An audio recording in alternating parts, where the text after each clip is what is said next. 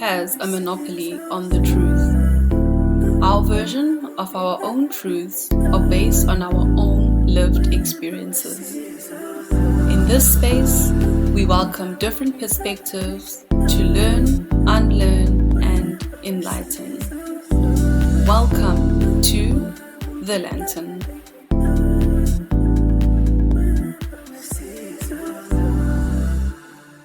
Hello, everybody, and welcome to another episode of the Lantern Podcast. As you can see on today's podcast, it's just me, so I will be solo podcasting.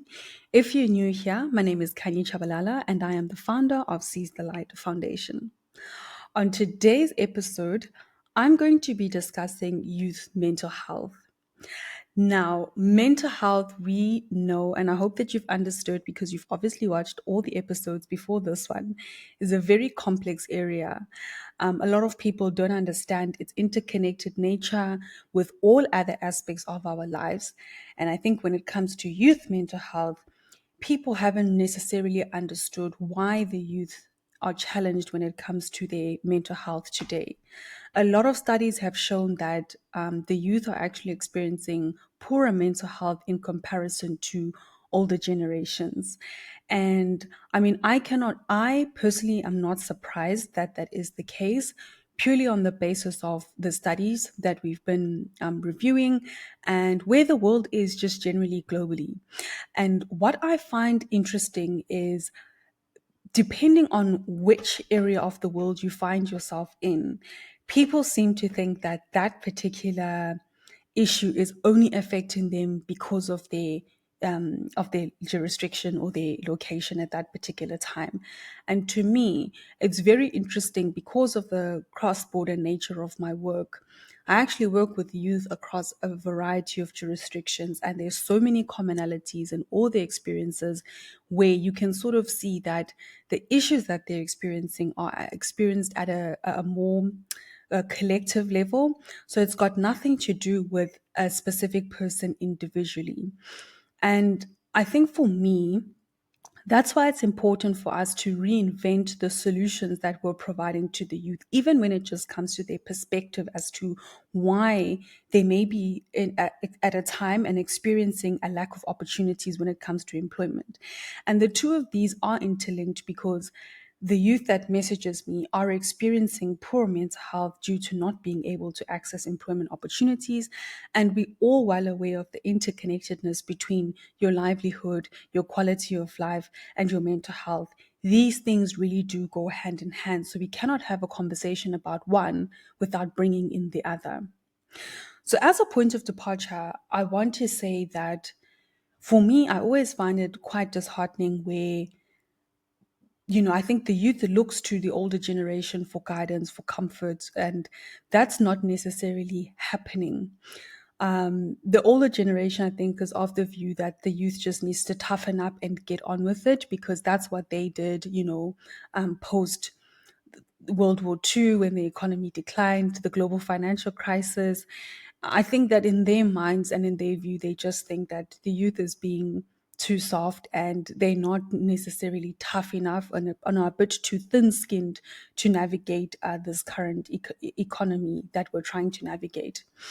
And I'm not on anybody's side, to be very honest with you, because when it comes to our youth development programs, we are very strict and harsh on the youth because I do believe that you can only control what is in your immediate environment. There's a lot of things that we don't have control over as people, and that's something that we can recognize.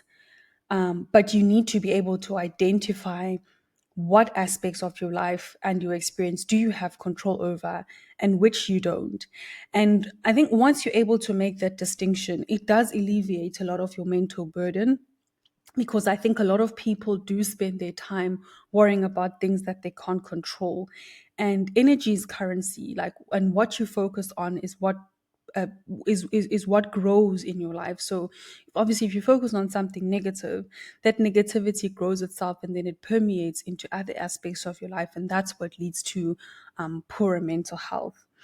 So for me, I think an aspect that is overlooked when it comes to why people cannot necessarily understand the youth mental crisis as it stands today is a lack of mindfulness.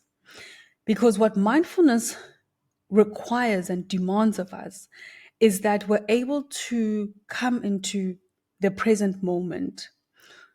And for me, as soon as we have these conversations and somebody will say something like, back in my day, that's already an indication that that person is not studying the current facts and circumstances based on knowledge that is presented to us today. Because what we cannot do when we try and devise solutions for the youth, we cannot be relying on old data to make new decisions. We need to be relying on the new data, the current studies, the current economic climate, to then make informed decisions as to what solutions we can provide to the youth and what guidance that we can give to the youth. But I feel a fundamental flaw in most of these approaches is that a lot of people will project their experience onto the youth based on their own experiences. But we cannot do that because those economies and how industrialized the world was at that time is very different to how things are now. And if I would make an example when it comes to the timeline of where the world is, we can have a look at the academic system because I think it's quite a good indicator as to how things have changed. So initially, the academic system was geared towards equipping people with the knowledge required for the Industrial Revolution. So a lot of it was around factory-styled labor. And, if you've listened to this podcast before, I think on the Women's Health podcast, I was explaining how, a lot of CEOs at the time were engineers. So engineering was the it degree because it was all about understanding processes. But those very processes were mapped on a factory line process. That was kind of the mentality that you had to have in order to manage a corporation. It was seen as you're the sum of many parts. Um, you know, that was kind of the mentality, the mindset, and that's what the mindset that academia looked to provide people with. But obviously, things changed, and the blue collar market then became obsolete. The hands on, your plumbing, your trading, your factory work, all those kind of jobs and skill sets have become in some way obsolete. And that's indicative even of trade schools closing, for example. Then we moved on to more white collar work. And your white collar work is the work that requires your intellect. So that is your industries like your banking and finance, your accounting, your law, um, those qualifications or occupations of that nature, should I rather say. And now we've moved to the techno feudalism revolution where AI and tech are at the forefront of how the economy is functioning. And with AI taking over a lot of that intellectual capability, this is obviously going to, in some cases, make a lot of jobs and humans redundant and obsolete. Um, and that's a conversation that people aren't ready to have because for a lot of people, that intellectualization of knowledge and the gatekeeping when it came to a lot of intellectual knowledge has now been democratized because of AI. So a lot of people will have to do that internal work and confront their egos as to how they feel about that. Because before, of course, where you would have to go to somebody to ask a complex question, you can now literally, have a whole conversation with ChatGPT who'll be able to give you somewhat of a rough idea of the answer. Of course, it doesn't take into account lived experience, so it wouldn't be a foolproof solution. But the point being that it can provide you with solutions. You wouldn't need to go directly to a human being in the first instance. So, with all of that being taken into account, um, that indicates how exactly the economies have evolved and the kind of work that's been valued and how that's all changed. So, when we look at the employment crisis or the lack of employment opportunities that the youth can access, we need to study that history of how economies have evolved. And currently now, I think globally most economies have stagnated. You do have some economies, and I don't want to mention names because it's not the kind of podcast where I get into politics and economics. But there are some that are calling for the reindustrialization of their economies just to create jobs. So, for example, they're going back to sort of like blue collar labor style jobs. So they are bringing back factory labor, hands on labor, because they've thought this is how we can actually create jobs. And to my mind, that's very interesting, because you wouldn't necessarily expect that your trades would come back. Because once we left the trade economy, people thought those skills are now redundant and obsolete. We don't need them. Whereas now, people have realized, I think we've gone a bit too far with canceling all of that kind of labor. We need to bring it back, reindustrialize. It's good for the economy, it's good for people, it's good for production. So I found that quite interesting.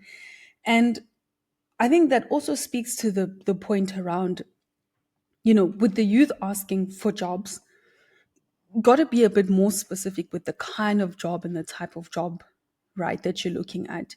Because in some circumstances, and depending where you are, some things may not necessarily be possible. Like, for example, in the UK, the youth cannot necessarily find themselves in retail jobs and then that be their main source of employment, because the economy here has already advanced past that. It is you've got your self-serve, for example. So there isn't really an opportunity to have them working at a lot of these grocery stores, for example. Whereas in South Africa, because there has not been that move towards automated self-checkout, the technology is not as advanced as what it is in the UK. You can have a call to then have the youth occupy those jobs as a form of employment.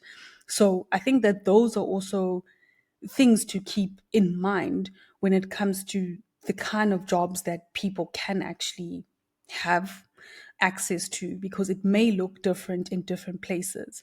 And I mean, to use another example, jobs where AI will take over, probably not the best job to go into, because it's only a matter of time before even that job then becomes obsolete. So this is why I say that when it comes to youth mental health, I don't think we can afford to look at it in a very reductive or isolated manner, because there are consequences that are permeating other aspects of the youth's life. It won't just be the lack of employment opportunities now. It will also be, even if the youth accessed an employment opportunity tomorrow, what would be the sustainability of that opportunity? Because that will still have a direct impact on their mental health. All right. So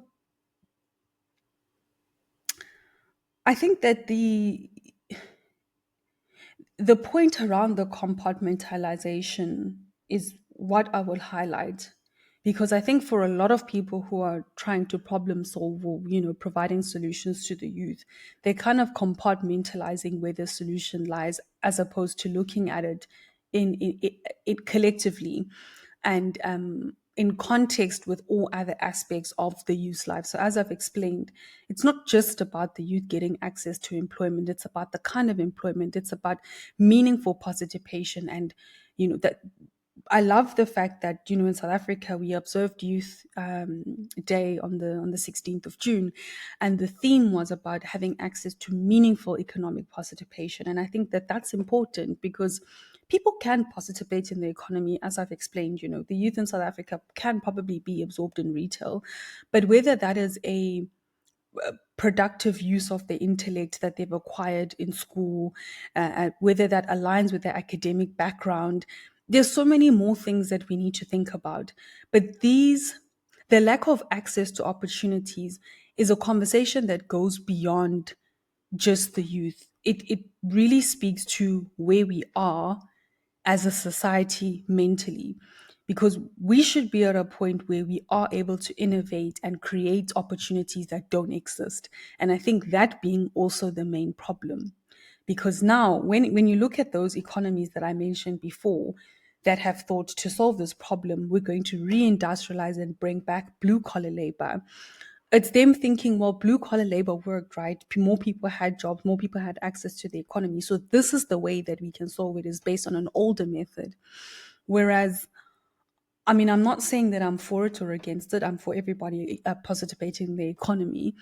But I almost, to my mind, I almost think, is that not us going backwards intellectually? Because surely with where we are intellectually and with the technological revolution, we should be able to generate new solutions that people haven't necessarily thought about today. But because a lot of people are not really living in the present moment, there is a lot of overlap between timelines in a lot of people's minds. This is when I was mentioning that people will say, oh, back in my day, because mentally they're still living back there. They haven't necessarily done the work to come and join us today in 2025 and understand the world for what it stands and what it means today and how things are today. So, all those things considered, I really do wonder about a lot of the solutions that have been proposed to the youth. And I even look at the commemoration of June 16 and even the initiatives that were run for the youth. A lot of them are archaic in a sense because it's things that have already been done before. And I'm definitely not taking away from anybody's work when it comes to empowering the youth, because it's important work to do. It's absolutely necessary and it's difficult. However, I wonder if that's also indicative of, have we really innovated solutions and provided them with fresh solutions to their fresh problems? Are we meeting them where they are, or are we taking them backwards to what makes us feel comfortable and what we think would work based on old data and old solutions? I don't know. Um, I think for me, as an organization, we are very much committed to not leaving any mind behind.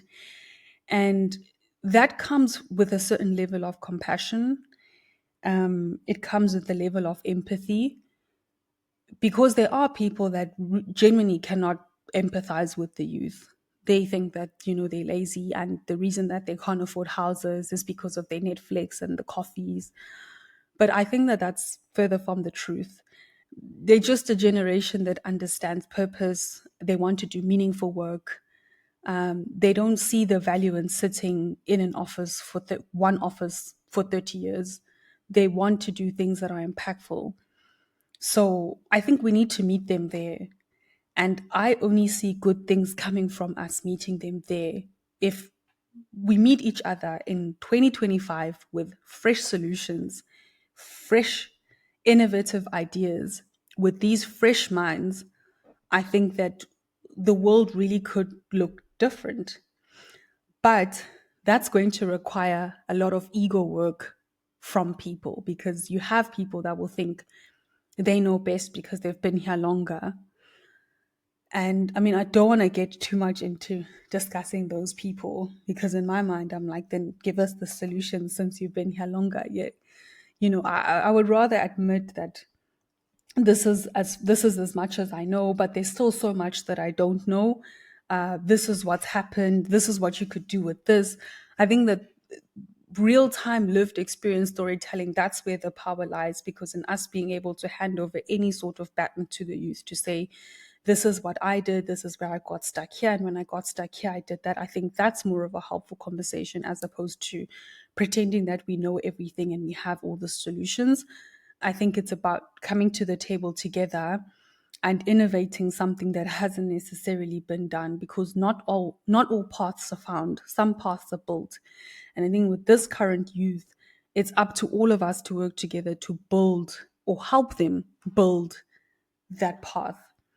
But we cannot afford to rely on all solutions to new problems, because we will just end up being stuck, and that's not good for anybody's mental health.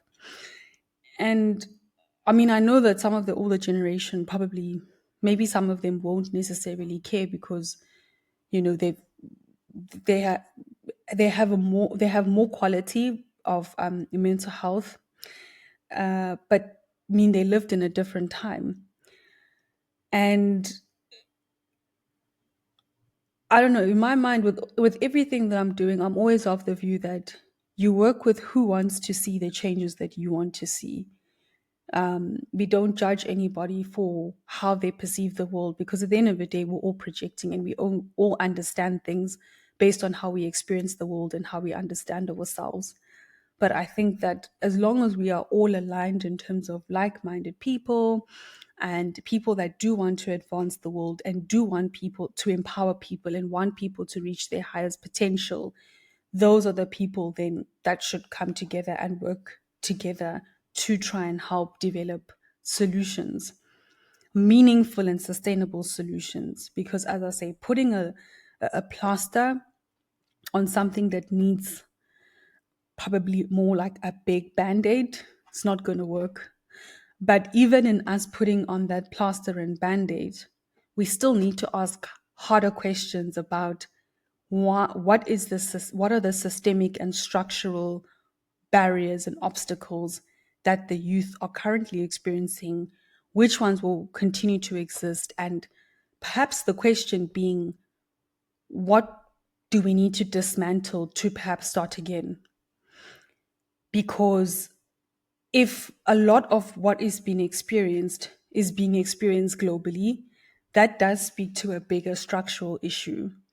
If the issues that were being experienced and the studies were revealing that it was one particular set of of youth, in one particular area, then we could conclude that perhaps there's a problem in that particular place. But this is the global pain that the youth is experiencing: a lack of opportunity, economic uncertainty, climate insecurity. These are all things that youth are experiencing across the board. So I wonder, and I mean, I will leave you to mull over what that common thread may be. And I think in closing out, I just want to reiterate, there's a lot of things that I've mentioned that we don't have control over. And as I said at the beginning, that's why mindfulness practices are very important. Wherever you are, you need to sit and make that list of what can I control, what can't I control, and and critically make that list, because I think for a lot of us, the things that we think we have control over, we actually don't. But how do you work on the small list of things that you have control over? And I hope that that hint helps people realize that it shouldn't be a long list of things that you can control, because that's not realistic. And things like mindset are very important. If your mindset is negative and you're thinking, I'm not going to get the employment opportunity, it's never going to work out for me, well, guess what? It's not, because that's the energy that you're putting out. And also, if you're limiting your own potential and only seeing your best outcome as an employment opportunity, that in itself will manifest in a limited reality. Whereas if you broaden that manifestation and say, I want to be the most empowered version of myself, I want to find my purpose, then you can only really receive a more expanded outcome and solution. So it's small things like that. What is it that you have control over right now that can help you? And then you work on these elements daily, not for too long, but then you work on those elements on a daily basis. And then you leave all the things that you can't control, because sufficient for today is everything we can control for today and worry about today. But we can't afford to take on everything all at once. It's a lot. And you may see a lot of people ahead of you where you think they have it all figured out. That's, I think, not true. Everybody's going through it. Everybody's trying their best. And if people aren't honest enough or vulnerable enough to tell you that, it is what it is, right? But most people are probably not going to be honest and say that there's a high level of uncertainty about the future when it comes to a whole bunch of aspects. Whereas that is the conclusion. A lot of people are uncertain about the future. And that should help you feel better about yourself, that you're actually not alone in your experience. It's only that you're alone in how many people actually admit that, the world is not going, uh, the world is not the nicest place at the moment, and things might get worse before they get better. We don't know. But that's why it's important for us to control the one thing that we have control over, and that being ourselves. So I think that that's a good place for me to leave the solo cast. And I just want to say, for those who are going through a tough time, give yourself grace. These things are not easy. There is Everybody has the ingredients to make a cake, but you still need to know how exactly to do that. And with the lack of guidance and with not knowing how to do that, it's going to be difficult. But I still think, find the people, find the right bakery to bake the cake. It does exist. It really does exist, but you have to believe that. Your belief is the most important thing. Yeah, your belief is really the most important thing. And then your potential will be realized, and you will know exactly what's your purpose. For anybody that may be struggling, please do access whatever mental health resources are available in your country. And I don't want to get into the institutionalization of mental health care, because I think that's also an important one. A lot of people only see the solutions to youth mental health as more institutionalized care. But I mean, we've seen what's happened in the UK when it comes to the NHS. They simply cannot accommodate the number of people who need help. And it's interesting because they're sort of unraveling the institutionalized care and trying to empower people just so that they can alleviate the burden on the system. So I do still think that deinstitutionalized care is probably the better approach.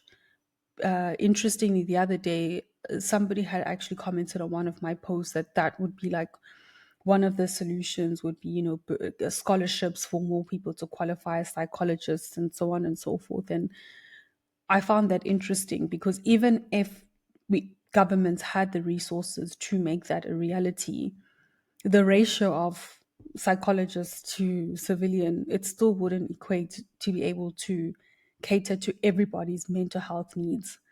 And that's why individualized